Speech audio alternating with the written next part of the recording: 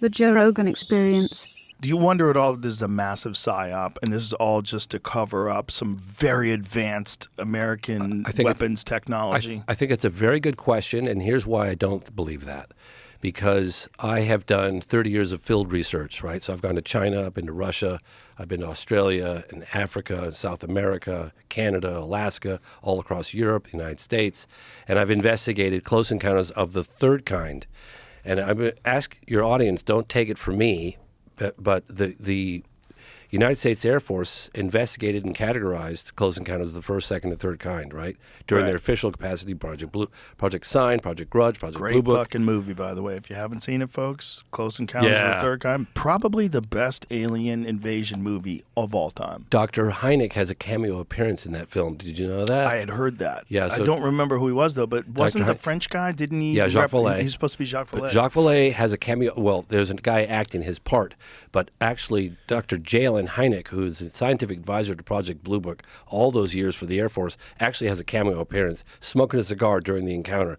And that's him. Right. That's Dr. right. Hynek. That's right. Yep. Smoking a pipe. Smoking a pipe. And a lot of the cases right down to Richard Dreyfuss's face being burned by the UFO, those came directly out of Project Blue Book files. Even the description of what the entities looked like. Close encounters. Again, close encounters of the third kind. This is the United States Air Force documenting this stuff. Yeah. And he took it directly out of Project Blue Book files and made a movie out of it. And as a little wink, wink, nudge, nudge, he has Dr. Hynek have a cameo appearance in the movie. You know what? Most people don't know that. It's a fantastic movie, too. It's a great movie. Because it's a movie that's filled with, it's not like standard UFOs land. There's some play going on. There's some weirdness to the way they interact with us that sort of is much more realistic. In terms of like the things that people experience, they experience interactions, very strange interactions. And when they had those little orb-like things that were flying around in the movie, that's all straight out of like... Yeah. Oh, 100%. I remember I had a buddy of mine who was a pilot over Europe in the 70s, and he used to come for family dinners, and he was always talking about it, and I was like, yeah, whatever.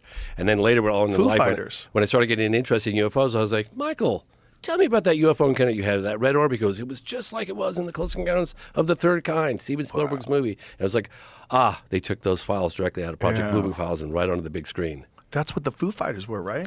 Yeah, Foo Fighters too. They had little orbs. Yeah, little orbs. Fighter pilots are flying around. They're seeing these things with them. Well, but let me ask you, and this is why that I don't think it's a PSYOP thing. Because, I don't think it's a PSYOP either. Well, the reason why I don't is because, I don't just believe Grush because he testified under oath and he's a high-level intelligence officer. That's very impressive.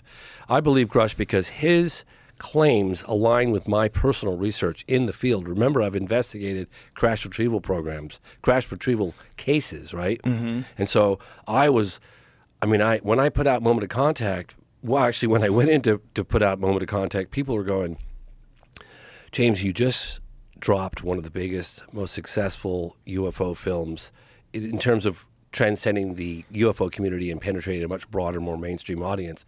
Are you sure you want to put out a documentary that deals with an alleged crash and live aliens walking around the town of Varginha, Brazil? Like, seriously, that's what you want to put out there? You got access to like Harry Reid and all these intel insiders, and now you want to do that? You're going to tarnish your reputation. It's a bad... Who gave you that advice? A lot of people did. I wish you called me. Well, James, you can handle it. You probably heard about Moment of Contact, and then you thought, this sounds too crazy. Then eventually you watched it. No, I thought, I always think a crash and contact sounds crazy. I know it does. I always think that. But I would have never told you not to do it. Oh, okay. I would have never told you not to do it. You're really good at this. You know how to, you're really good at, explaining But you UFO look at half phenomena. the town talking about it, including the mayor. That's an incredible story. It's an incredible story. It's a phenomenal story. It's one of those stories where you're like, if everybody's in on this, this is crazy. If everybody's telling it, and there's not one contrarian that comes out and goes, they all told me to lie. I'm not fucking lying. This is stupid. They're doing it for tourism. Not one person? Come on. There's always some hater. There's always some hater who wants to ruin your gag. I remember. You know what I mean? I told you. I remember when I was making Moment of Contact and I wasn't done with it yet, Lou Elizondo was like, he's like, James, he called me up. He goes, I need a copy. I was like, the film's not done. I don't care. I need a copy. Give me a rough cut. I don't care. I was like, okay, what's the urgency? And he's like, you don't understand who's watching this right now. So I was like, okay. So I'm giving him copies, and I had absolutely no idea ever in 100 million years that I think we're going to be having, months after the release of Moment of Contact, a congressional hearing under oath that was a crash retrieval program. What year did Biologics. Moment of Contact come out? It came out at the end of 2022. Do you think Biden watched it? Do you think he sat down with Biden? That would have been wild. God, you know, he's been Could you so imagine Biden? he's been so dismissive of it all. Like, you know, Obama said a lot more about You know why? Because he's already in space. He's in space right now. it. He's like, go talk He's to in Obama. orbit I'm like, right now I was around like, really? That's the Saturn. best you can do? He's like Dr. Manhattan. He's on the moon in a glass house. Okay, let's say, if Biden, if you're listening right now, you have nothing Sir, to lose. You're the right? president of the United States, sir. Release He's- the hounds. He's never running ever again. Exactly. He's not running for a second term. Come on, we're done. He's already pardoned more human beings than any Listen- president ever other than Listen Carter. to the advice at the end of the program Yeah. by Senator Harry Reid, who's now the late Senator Harry Reid. And I said to him, what advice would you give the president? And it could have been any president at the time. And he said, don't be afraid of tarnishing your legacy by addressing this issue head on. And I hope that Biden gets to see that. And I really hope that President-elect Donald Trump gets to see that. People are ready for the truth. They've had enough of the lying. I think we're way beyond that at this point. I agree with you. However, when I confronted Mr. Trump, he yes. was very cagey. Was he really? Very cagey. I've seen some things. They told me some things. He didn't tell me shit. He basically, Really? it Did was his eyes tell basically you? like neither confirm nor deny. No, there was no eyes. I don't do that shit. Especially to a pro like Donald Trump. Like, you're not. Really? Yeah. You're going to do it to an actor or so. Shut up. You're not going Really? to know what the So fuck just they think. poker Yeah, face. Daniel Day-Lewis told you that he just ate a baby. You'd fucking believe him. You know what I mean? You know what I mean? Like, this idea that, like little what did blood his eyes dripping down. tell you? What did his eyes tell you? It depends No on the way. person. Depends Yeah. on the person. If it's your regular crackpot and they tell you a Yeah. lie, you're like, something's up. But there's people that can hide things. They can hide things behind their eyes. I think he knows something. I don't think he's that interested.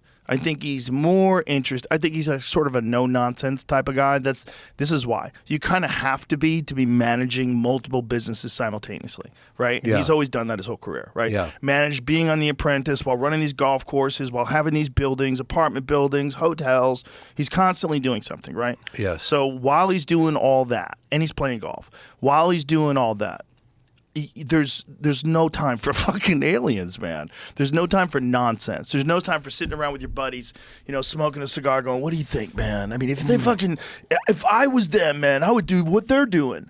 I wouldn't even, there's no time for that nonsense talk. That guy's got businesses. But we got objects of unknown origin flying over residential areas, flying over military bases, flying over Right. nuclear silos. Well, now I think he's much more interested because That's a matter of national security. It- I mean, it people is are now. freaking out. Like, what the hell are we seeing? And they're going, we don't know what they are, but everything's fine. Well, There's he's totally addressed it. safe. There's no national security issue here. We don't know what they are, but you're fine. Don't worry about it. You remember what was the Steven Spielberg movie with the shark, the great white shark? yeah, Jaws. Jaws. You Yeah, remember? yeah, They're yeah, like, yeah. everything's fine. The mayor. People the are- mayor's like, keep swimming. yeah, keep swimming. The water's fine. Everyone would say people are getting bit in half. That's the like- perfect analogy.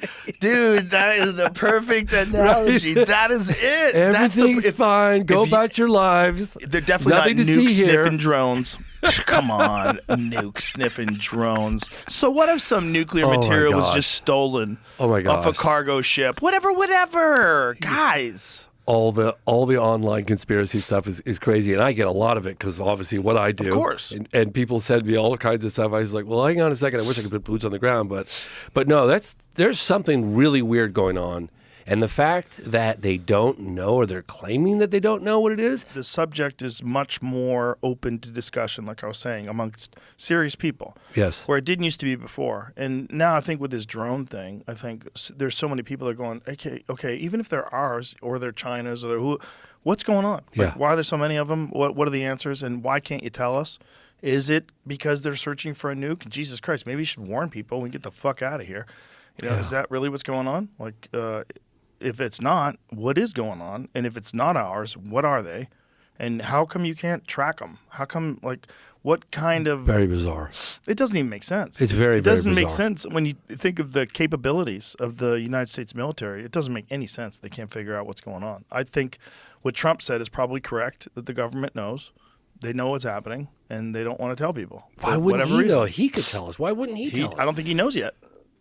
I think until he gets into office, So he gave a speech about it at Mar-a-Lago. I saw that. But did he say? Well, let's watch it. We'll watch it. We'll watch it. Yeah, pull the speech up. Yeah, because I'm wondering if he. Yeah, well, we're about to find out. Yeah, essentially, he was saying that he knows that the government knows what's going on, and they're not telling us. So and that means they're not telling him. So they're not telling him. No, I don't think until you get into office, you're not the president, right? So he's the president-elect. I don't know what kind of clearances that he has. Yeah, I don't understand how that works. God, I'd be very curious to know what he knows.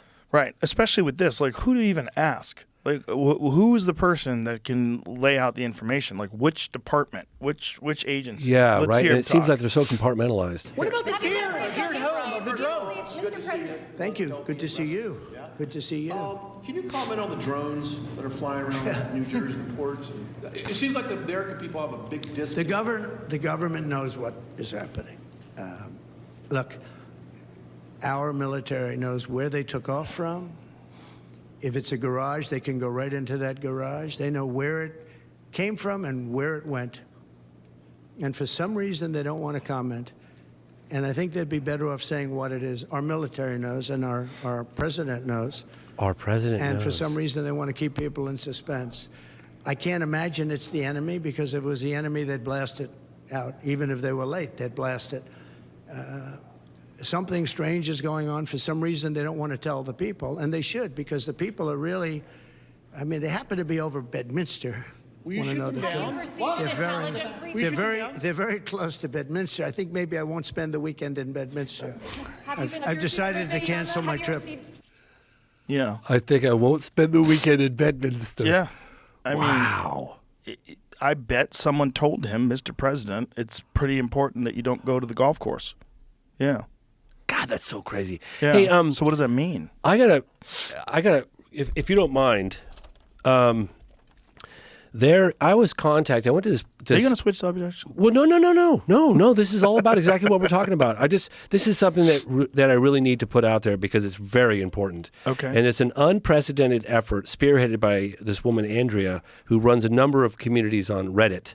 And she said that they're banding together for the first time ever. It's the biggest grassroots campaign for government transparency. This is happening on Friday, the 20th of December at 3 p.m. Eastern Time. And this has the potential to reach millions and millions of people. It's the most unprecedented event on Reddit in history. And I'll post all of the necessary information on X because this is a very grassroots effort. And what are they doing? At James C. Fox on X, formerly known as Twitter. It's the Reddit community is banding together for a huge grassroots campaign for government transparency. So basically all the various platforms on Reddit, like paranormal, UFO, they don't usually get along too well, but they're all combining their resources and they're getting together for the first time ever and to push for government transparency. There's a couple of government insiders that appear in my film that will be appearing on this to answer questions and what steps need to be happening, what's going on today. And this is happening on the 20th of December, 3 p.m., and I'll be posting more information, the very specific details on X at James C. Fox. I just wanted to get that out there before because... Well, the more of this stuff that happens, the better. The more people demand it, the better. The more politicians hear from the people and want to... I mean, especially politicians that are up for re-election and they want to show that they're doing what the people want them to do. Yeah, I'd like to know more, but obviously I'm very happy that we're hearing much more about this subject in a serious way. Yeah. Whatever the hell's going on.